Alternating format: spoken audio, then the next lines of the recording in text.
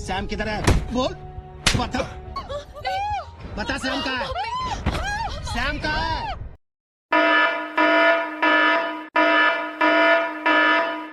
Halo sedulur sinema sekejap.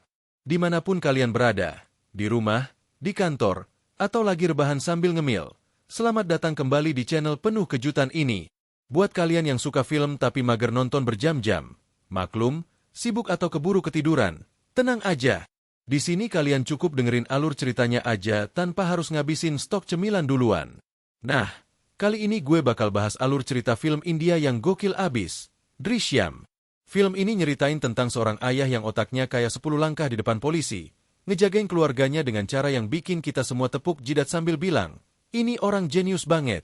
Jadi, daripada penasaran, langsung aja tekan tombol subscribe sekarang juga, dan bunyikan loncengnya, biar tiap ada cerita seru lainnya, kalian jadi yang pertama tahu.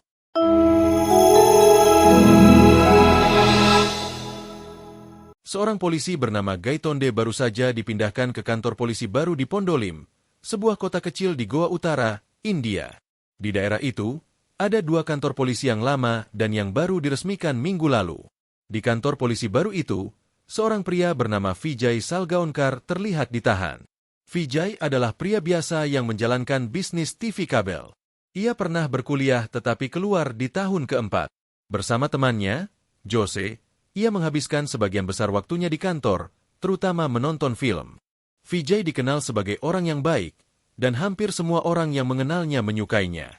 Suatu hari, saat Vijay sedang makan siang di sebuah kedai milik Martin, yang terletak di seberang kantor polisi, ia melihat sepasang suami istri tua yang tampak gelisah. Merasa penasaran, ia pun bertanya apa yang terjadi.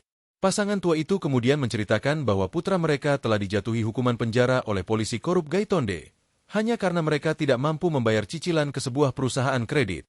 Ternyata, Gaitonde adalah sepupu pemilik perusahaan tersebut. Meskipun kasus putra mereka sebenarnya tidak ada hubungannya dengan polisi, Gaitonde tetap memanfaatkan kekuasaannya dan bahkan mengancam akan membunuh anak mereka jika mereka berani melaporkan kasus ini ke kepala polisi. Vijay teringat salah satu film yang pernah ia tonton, yang membahas tentang habeas corpus, yaitu hukum yang melindungi seseorang dari penahanan yang tidak sah. Ia pun berinisiatif membantu pasangan itu dengan mengenalkan mereka kepada seorang pengacara yang ia kenal. Namun, tak lama kemudian, Gaitonde terlihat berjalan menuju kedai. Menyadari bahaya, Vijay segera meminta pasangan tua itu untuk pergi sebelum Gaitonde melihat mereka.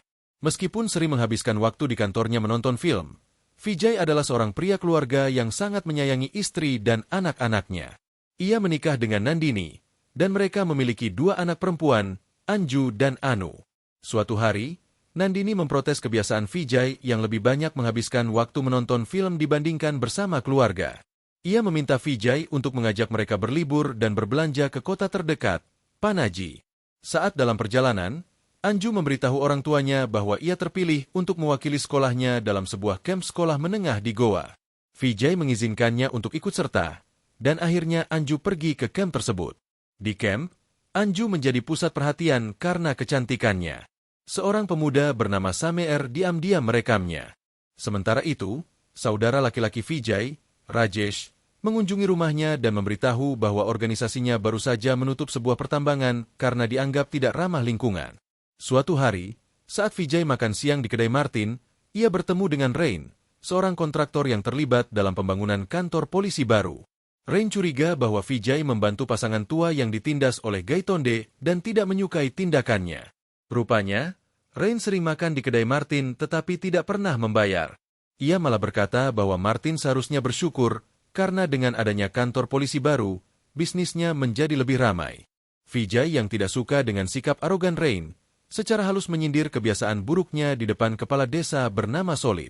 Beberapa waktu kemudian, saat Vijay sedang menggali lubang untuk kompos, Nandini memberitahu bahwa seorang tokoh agama bernama Swami akan mengadakan ceramah di Panaji pada tanggal 2 hingga 3 Oktober. Ia meminta Vijay untuk ikut serta bersama keluarganya.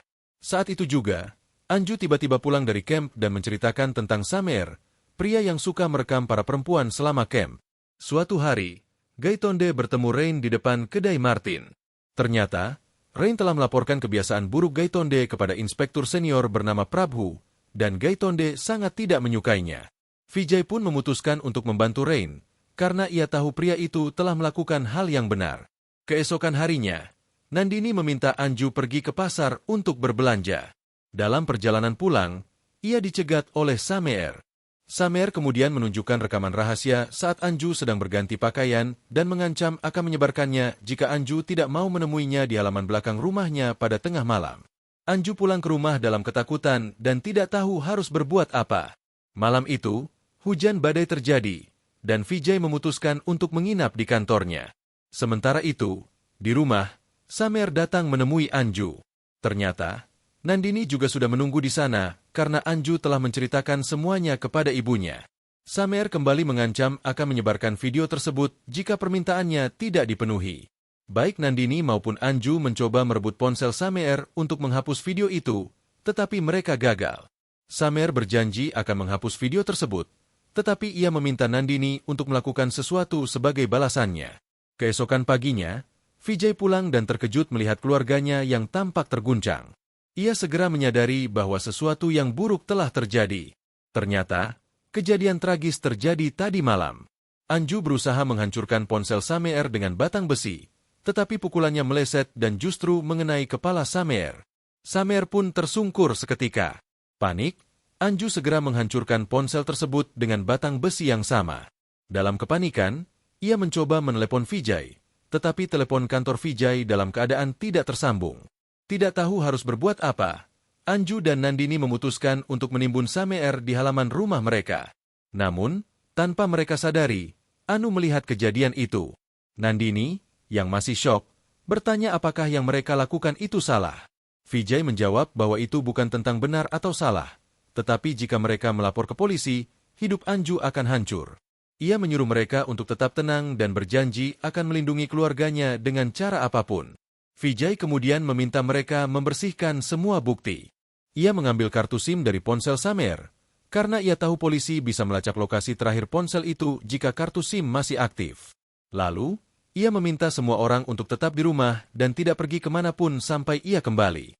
Vijay berencana mengambil mobil Sameer, tetapi saat ia mencoba masuk, alarm mobil berbunyi. Sialnya, Gaitonde, yang kebetulan berada di rumah tetangga, mendengar suara tersebut. Beruntung, Vijay berhasil menghentikan alarm sebelum Gaitonde sempat mengecek. Namun, Gaitonde sudah sempat melihat Vijay berada di dekat mobil Sameer. Dalam perjalanan, Vijay melihat spanduk ceramah suami dan tiba-tiba teringat istrinya pernah membicarakan hal itu. Ia pun mendapat ide. Vijay pergi ke toko ponsel, membeli sebuah ponsel baru, lalu memberikan kartu SIM milik Sameer kepada pegawai toko tanpa menyentuhnya. Ia meminta pegawai itu memasukkan kartu SIM ke dalam ponsel baru.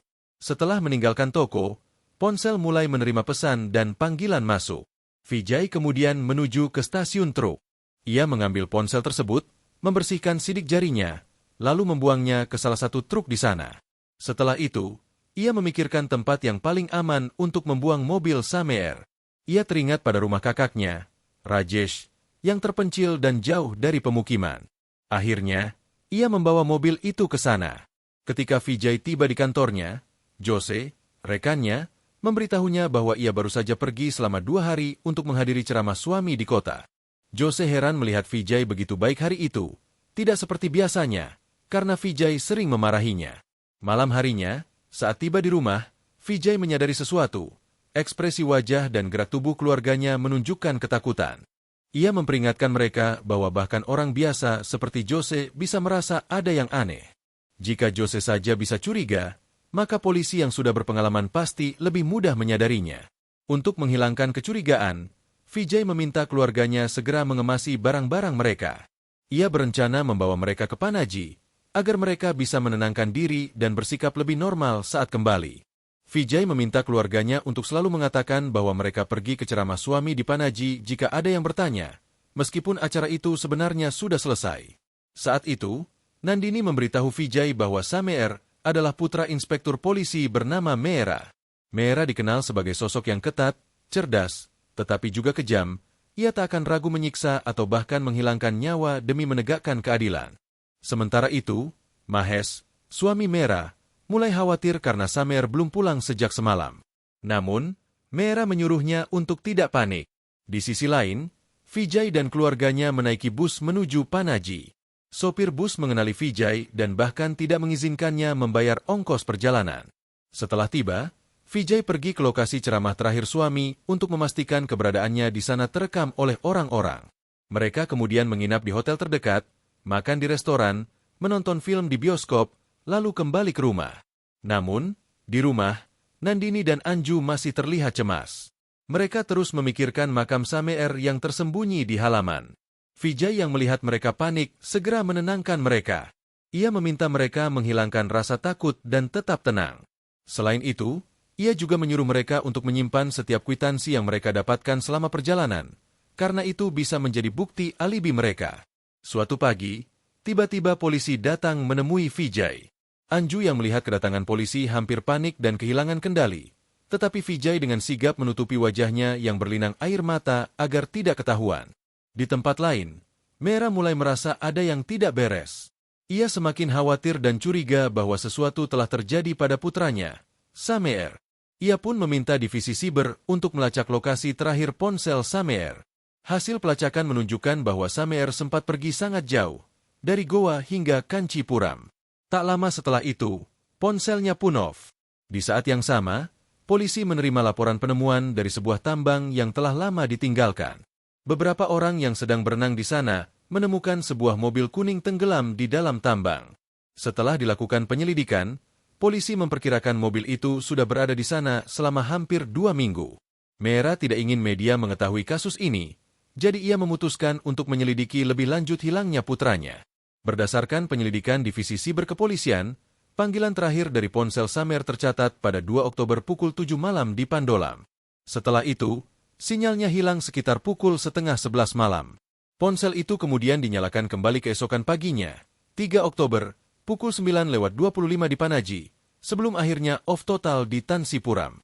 Polisi menyimpulkan bahwa ponsel yang off pada 2 Oktober dan yang kembali menyala pada 3 Oktober adalah dua perangkat yang berbeda. Mengetahui hal ini, polisi mempersempit penyelidikan mereka ke Goa. Mahesh semakin yakin bahwa sesuatu telah terjadi pada Sameer. Kasus ini pun mulai disebarluaskan ke setiap kantor polisi, termasuk di Pandolam. Sementara itu, Gaitonde melihat foto mobil kuning yang diduga terkait dengan kasus Sameer. Ia ingat pernah melihat Vijay mengendarai mobil serupa sebelumnya. Untuk menguji kecurigaannya, Gaitonde melakukan percobaan kecil. Ia sengaja meminta uang dari Martin di depan Vijay. Biasanya, Vijay akan bereaksi terhadap tindakannya, tetapi kali ini, ia tetap diam. Ketika Gaitonde menyebutkan bahwa polisi telah menemukan mobil kuning, Vijay tampak terkejut. Vijay segera pergi dari sana, tetapi sebelum ia berjalan terlalu jauh, Gaitonde mengatakan kepada Prabhu bahwa jika Vijay adalah pelakunya, ia pasti akan gelisah dan menoleh ke belakang. Namun, Vijay tidak melakukannya sama sekali. Prabhu pun mulai ragu dan berpikir bahwa Vijay mungkin bukan pelaku. Namun, Gaitonde tetap yakin bahwa Vijay terlibat karena ia pernah melihatnya dengan mobil yang sama yang ditemukan di tambang terbengkalai. Di rumah, Vijay memperingatkan keluarganya bahwa polisi akan segera datang untuk menyelidiki. Ia mengatakan bahwa ada kemungkinan polisi menggunakan kekerasan untuk memaksa mereka mengaku. Vijay menekankan kepada keluarganya untuk tetap tenang, tidak menunjukkan ketakutan, dan tidak mengubah pernyataan yang sudah mereka buat. Ia meyakinkan mereka bahwa polisi tidak memiliki bukti konkret yang bisa menghubungkan mereka dengan Sameer, sehingga mereka masih aman. Vijay juga mengatakan kepada Nandini bahwa mereka telah melakukan hal yang benar, dan kini hanya ada dua pilihan, menyerah atau memperjuangkan kebebasan mereka. Tidak lama setelah itu, polisi mulai bertanya kepada tetangga Vijay, apakah mereka pernah melihatnya mengendarai mobil kuning. Namun, para tetangga tidak bisa memastikan, karena ada banyak mobil kuning di sekitar daerah itu. Di sisi lain, polisi menemukan fakta mengejutkan, Anju ternyata bukan anak kandung Vijay. Ia ditemukan oleh Vijay saat masih kecil. Selain itu, mereka juga mengetahui bahwa Anju pernah mengikuti perkemahan sekolah menengah dan bertemu Sameer di sana. Prabhu, yang sebelumnya ragu, mulai semakin yakin bahwa Vijay adalah pria baik setelah mengetahui bahwa ia pernah menyelamatkan seorang bayi. Ia pun mempertanyakan tuduhan yang diajukan oleh Gaitonde. Namun, Gaitonde tetap bersikeras bahwa Vijay adalah pelakunya. Selanjutnya, polisi pergi ke sekolah Anju untuk menyelidiki lebih lanjut. Saat melihat polisi, Anju awalnya panik. Namun, ia tiba-tiba teringat nasihat ayahnya untuk tetap tenang. Ia mengumpulkan keberanian dan menghadapi polisi dengan tenang. Dalam interogasi di kantor kepala sekolah, polisi menanyakan berbagai pertanyaan tentang hilangnya Sameer. Anju mengingat jelas perintah ayahnya untuk tidak mengungkapkan apapun tentang kejadian di rumah. Ia menjawab setiap pertanyaan dengan tenang. Bahkan ketika Gaitonde mencoba menjebaknya dengan mengatakan bahwa polisi sudah tahu ia bertemu dengan Sameer pada 2 Oktober, Anju tetap mempertahankan ketenangannya. Anju bersikeras bahwa ia tidak pernah bertemu dengan Sameer. Ia juga menambahkan bahwa pada tanggal 2 dan 3 Oktober, ia dan keluarganya tidak berada di rumah karena mereka pergi ke Panaji untuk menghadiri ceramah suami. Polisi kemudian meminta izin kepada kepala sekolah untuk memeriksa daftar kehadiran Anju pada hari itu. Namun, mereka menemukan bahwa sekolah ditutup pada tanggal 2 dan 3 Oktober karena Hari Gandhi dan Hari Minggu, yang merupakan hari libur nasional. Setelah itu, Anju diminta kembali ke kelasnya. Sementara itu, polisi menemui Nandini dan Vijay untuk melakukan penyelidikan lebih lanjut. Nandini dan Vijay menerima telepon dari kepala sekolah yang memberitahu mereka tentang interogasi Anju di sekolah. Ketika ditanya, mereka berdua dengan tegas menyatakan bahwa mereka tidak pernah melihat mobil kuning dan tidak mengenal Sameer. Namun, polisi langsung membantahnya dengan mengatakan bahwa mereka telah melihat Vijay mengendarai mobil kuning yang sama dengan yang digunakan Sameer. Polisi yakin bahwa Sameer sempat datang ke rumah mereka. Nandini kemudian mengatakan bahwa keluarganya tidak ada di rumah pada tanggal 2 dan 3 Oktober, meskipun polisi belum menyebutkan tanggal kejadian. Gaitonde merasa yakin bahwa ia telah membuktikan tuduhannya. Namun, Vijay dengan cerdik membalikkan keadaan. Ia beralasan bahwa istrinya masih terguncang akibat kejadian yang menimpa Anju, sehingga ia mungkin berbicara tanpa berpikir. Selain itu, mereka sudah tahu tanggal kejadian dari kepala sekolah sebelumnya, yang membuktikan bahwa pernyataan mereka asli dan bukan dibuat-buat untuk menutupi sesuatu. Vijay juga menambahkan bahwa tuduhan Gaitonde hanyalah upaya untuk menjebaknya karena mereka memang tidak pernah akur. Sebagai bukti, Vijay menunjukkan struk pembelian dari tanggal 2 dan 3 Oktober. Ia mengatakan bahwa keluarganya memang memiliki kebiasaan menyimpan struk untuk melacak pengeluaran mereka. Meskipun begitu, Gaitonde tetap bersikeras bahwa ia melihat Vijay mengendarai mobil kuning itu. Akhirnya, polisi memutuskan untuk melaporkan perkembangan ini kepada Meera. Namun, Meera mengatakan bahwa selama ada bukti berupa struk perjalanan, maka mereka harus memverifikasinya terlebih dahulu. Ia kemudian memerintahkan polisi untuk membawa Vijay dan keluarganya menemuinya. Selain itu, polisi juga akan memastikan keaslian struk tersebut. Meera yakin bahwa jika Vijay berbohong, ia tidak akan bisa berpikir sejauh itu. Terlebih lagi, ia hanya pendidikan rendah. Selanjutnya, Vijay dan keluarganya diinterogasi di ruangan yang berbeda. Mereka ditanya secara terpisah tentang apa yang mereka lakukan di Panaji pada tanggal 2 dan 3 Oktober. Namun, Vijay sudah mempersiapkan segalanya. Ia sebelumnya telah memberitahu keluarganya bahwa ketika mereka diinterogasi, mereka harus memberikan jawaban yang persis sama. Polisi mungkin mencurigai mereka mengarang jawaban, terutama jika menyangkut soal waktu. Untuk menghindari kecurigaan, Vijay dan Nandini akan menjawab secara rinci, sementara Anju dan Anu hanya akan memberikan jawaban singkat. Vijay juga memperingatkan mereka bahwa polisi mungkin mencoba menjebak mereka dengan berbagai cara, termasuk berbohong atau memanipulasi pernyataan mereka. Karena itu, mereka harus tetap teguh pada jawaban yang sudah mereka sepakati. Sementara itu, keluarga dan teman-teman Vijay mulai khawatir karena mereka ditahan tanpa alasan yang jelas. Mereka pun mendatangi kantor polisi untuk meminta penjelasan. Beberapa wartawan juga mulai meliput kasus ini, mempertanyakan mengapa keluarga Vijay sedang diinterogasi tanpa bukti yang kuat. Di sisi lain, Meera mulai curiga dengan jalannya interogasi. Ia merasa aneh bahwa seorang gadis kecil seperti Anju bisa begitu tegas dalam memberikan pernyataan. Namun, polisi tidak bisa membuktikan bahwa keluarga Vijay berbohong karena mereka tidak memiliki izin pengadilan untuk menggunakan alat pendeteksi kebohongan. Dan untuk mendapatkan izin itu, mereka harus terlebih dahulu memiliki bukti kuat bahwa Vijay dan keluarganya bersalah. Meera kemudian mengarahkan polisi untuk menginterogasi orang-orang yang melihat Vijay pada tanggal 2 dan 3 Oktober. Jika Vijay berbohong, maka orang-orang itu tidak akan bisa mengonfirmasi keberadaannya. Selain itu, Meera juga meminta staf bus, hotel, dan restoran yang didatangi Vijay selama perjalanannya ke Panaji untuk memberikan kesaksian. Di malam harinya, Rajesh menemui Vijay untuk menanyakan apa yang sebenarnya terjadi. Namun, Vijay tidak mengatakan apapun. Ia hanya berkata bahwa akan tiba saatnya ketika ia membutuhkan bantuan Rajesh. Keesokan harinya, polisi mulai menginterogasi orang-orang yang berinteraksi dengan Vijay selama perjalanannya. Semua orang bersaksi bahwa Vijay benar-benar berada di Panaji pada tanggal 2 dan 3 Oktober. Bahkan, buku registrasi hotel juga mengonfirmasi bahwa Vijay menginap di sana pada tanggal yang sama. Ketika polisi bertanya kepada Vijay tentang isi ceramah suami, ia mampu menceritakannya dengan sangat rinci. Suami sendiri juga mengingat bahwa Vijay dan keluarganya hadir dalam ceramah tersebut. Mehra mulai kehabisan cara, tetapi ia tetap merasa bahwa keluarga Vijay sedang menyembunyikan sesuatu. Lalu, ia mendapatkan informasi dari petugas tiket bus bahwa Vijay sempat mengambil uang dari ATM di stasiun bus. Mehra kemudian meminta rekaman CCTV ATM pada tanggal 3 Oktober, saat Vijay berangkat dari Panaji ke Pondolam. Namun, ia merasa aneh. Bagaimana mungkin petugas tiket bisa mengingat tanggal pasti keberangkatan Vijay? Padahal setiap hari ada ratusan penumpang? Ternyata, Vijay sudah selangkah lebih maju dari polisi. Ia sengaja kembali ke Panaji untuk menemui semua orang yang ia temui sebelumnya dan mengingatkan mereka bahwa mereka bertemu pada tanggal 2 dan 3 Oktober serta menghadiri ceramah suami.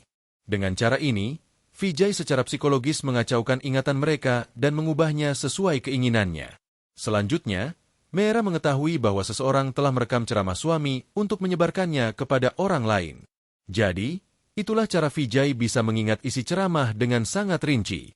Sayangnya, meskipun polisi telah mengumpulkan banyak bukti, mereka masih belum bisa membuktikan bahwa Vijay terlibat dalam hilangnya Sameer. Satu-satunya bukti yang cukup kuat adalah rekaman CCTV ATM.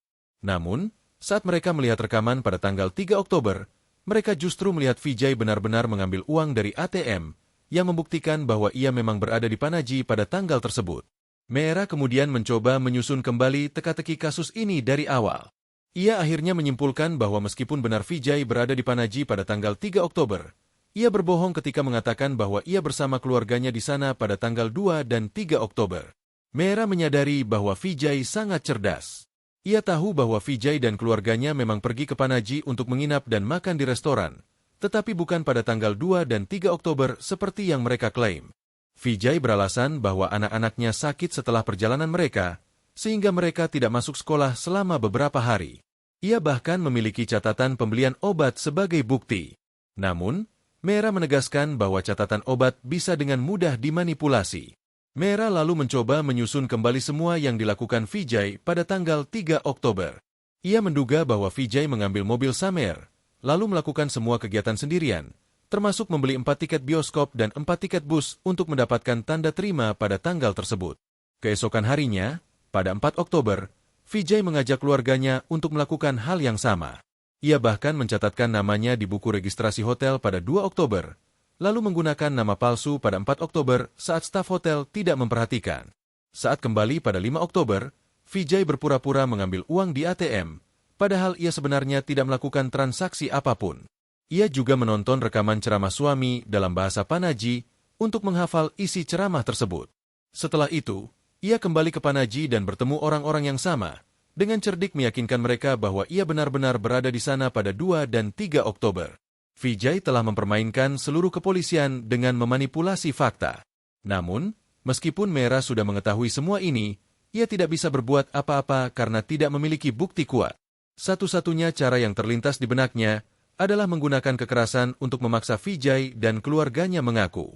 Polisi kembali membawa Vijay dan keluarganya untuk interogasi. Saat itu, Rajesh tahu bahwa waktunya telah tiba untuk membantu Vijay. Ia segera menghubungi semua nomor yang tertulis di secari kertas milik Vijay. Nomor-nomor tersebut ternyata milik jurnalis di India.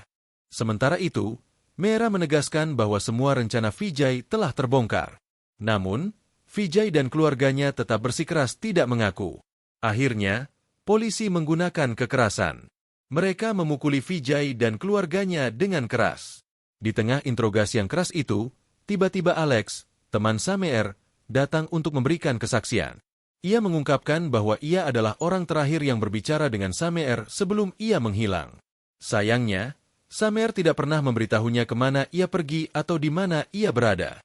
Alex kemudian menceritakan sesuatu yang mengejutkan Mehra, tentang video Anju yang diam-diam direkam oleh Samer, serta rencana Samer untuk memeras Anju demi kesenangan pribadinya. Mera sangat terkejut mendengar hal ini. Namun, di satu sisi, ia semakin yakin bahwa keluarga Vijay adalah pelakunya. Untuk terakhir kalinya, ia meminta Vijay untuk mengatakan yang sebenarnya, karena kini ia sudah mengetahui isi video tersebut. Namun, Vijay tetap bersikeras bahwa ia tidak tahu apa-apa. Mera lalu meminta Gaitonde untuk melakukan sesuatu agar mereka semua mau mengaku. Namun, Vijay, Nandini, dan Anju tetap bersikeras dengan pernyataan mereka. Karena itu, Gaitonde memilih untuk menargetkan Anu. Ia mengeluarkan semua orang dari ruangan, tetapi meninggalkan Anu seorang diri di dalam. Mera berkata bahwa Anu tidak akan mengatakan yang sebenarnya jika orang tuanya masih ada di sana bersamanya. Di luar ruangan, Anju dan Nandini mulai panik dan berkata pada Vijay bahwa mereka ingin mengatakan yang sebenarnya. Namun, Vijay melarang mereka. Ia mengatakan bahwa mereka sudah sejauh ini dan tidak bisa menyerah begitu saja. Ia berjanji bahwa tidak seorang pun dari mereka akan berakhir di penjara. Di dalam ruangan, Mahesh berusaha menghentikan interogasi ini. Ia menegaskan bahwa apa yang dilakukan oleh Mera dan Gaitonde sudah melanggar hukum. Namun, Gaitonde yang sudah dipenuhi emosi tiba-tiba menampar Anu dengan keras, membuatnya ketakutan. Akhirnya, Anu tidak bisa menahan diri lagi dan membocorkan kebenaran. Ia mengungkapkan lokasi di mana mereka menguburkan Sam. Polisi segera pergi ke lokasi kuburan yang disebutkan oleh Anu. Tak lama, wartawan dan warga mulai berdatangan ke tempat kejadian. Keluarga serta teman-teman Vijay memanfaatkan momen ini untuk memberitahu wartawan tentang kebiasaan buruk Gaitonde. Di sisi lain, proses penggalian tidak bisa dihentikan. Perlahan-lahan, bau busuk mulai menyebar dari dalam tanah. Namun, yang mengejutkan semua orang, saat mereka menemukan sumber bau tersebut, yang di dalam tanah bukanlah tubuh Samer, melainkan seekor hewan. Vijay lalu mendekati Rajesh dan memberitahunya bahwa Gaitonde telah memukuli putrinya, Anu, demi mendapatkan pengakuan. Hal ini membuat orang-orang yang sudah muak dengan perlakuan buruk Gaitonde akhirnya marah dan menyerangnya. Mereka beramai-ramai memukuli Gaitonde di tempat. Berita tentang penyiksaan yang dilakukan polisi terhadap keluarga Vijay yang tidak bersalah pun segera menyebar luas. Demonstrasi terjadi di berbagai tempat. Sebagai akibatnya, Gaitonde dipecat dari kepolisian. Prabhu dan polisi lain yang terlibat dalam kasus ini dipindahkan ke daerah lain. Dan Mera dilarang bertugas untuk waktu yang tidak ditentukan. Kepolisian tidak diperbolehkan lagi menginterogasi keluarga Vijay tanpa izin resmi dari pengadilan. Di sisi lain, kehidupan keluarga Mera hancur akibat kasus ini, meskipun tidak sepenuhnya salah mereka. Sementara itu, Vijay merasa lega mengetahui bahwa istrinya tidak menyimpan dendam terhadap keluarga Samer. Namun, ia juga sadar bahwa jika keadaan dibalik, keluarga Mera pasti akan melakukan hal yang sama, tanpa mempertimbangkan siapa yang benar dan siapa yang salah. Nandini akhirnya bertanya kepada Vijay kapan ia memindahkan jenazah Samer. Vijay pun mengakui bahwa ia memindahkan jenazah Samer pada malam 3 Oktober, ketika ia kembali ke rumah. Vijay merahasiakan lokasi jenazah Samer, bahkan demi keselamatannya sendiri. Sejak awal, ia yakin bahwa cepat atau lambat, seseorang dari keluarganya akan mengaku di mana jenazah itu dikuburkan. Karena itu, ia memutuskan untuk memindahkannya dan menggantinya dengan hewan yang sudah mokat. Tiba-tiba, polisi datang, bukan untuk menangkap Vijay, tetapi untuk menyampaikan bahwa ia diminta bertemu dengan Mera dan Mahesh. Saat bertemu, Mahesh mengatakan bahwa kali ini mereka datang bukan sebagai inspektur polisi atau pengusaha, tetapi sebagai orang tua. Mereka mengakui bahwa mereka sangat mencintai putra tunggal mereka, Samer.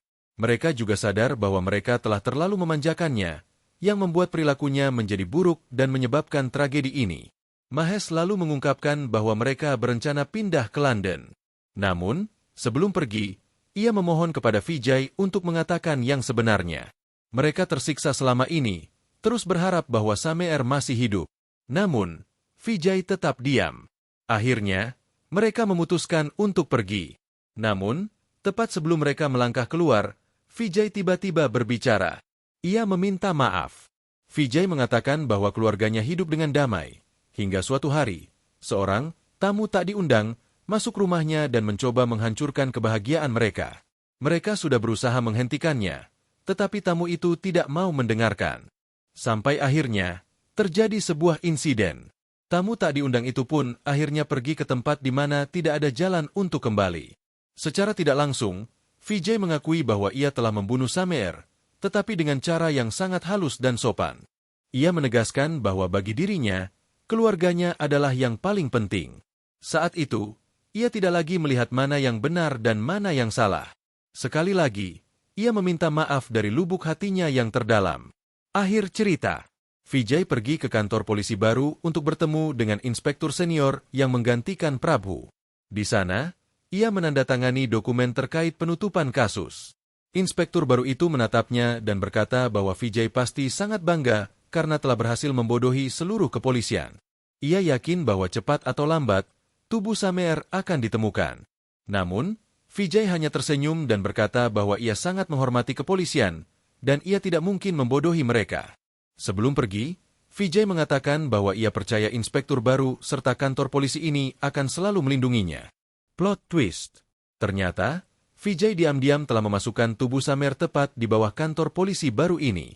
2 hari sebelum kontraktor mulai mengerjakan bangunan, Vijay telah menguburkan jenazah Sameer di sana, tepat sebelum lantainya dituangkan semen dan ditutup secara permanen.